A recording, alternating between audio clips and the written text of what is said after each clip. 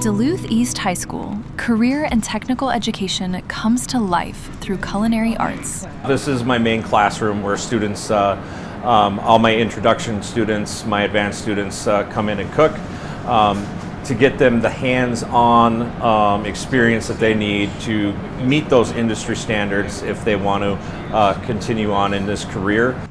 Inside a commercial-grade kitchen, students learn the fundamentals of hospitality while gaining hands-on experience in food preparation, service, and business operations. So there's a lot of components to the hospitality industry. It's not just, what you would see like watching The Bear or watching Gordon Ramsay on a cooking show.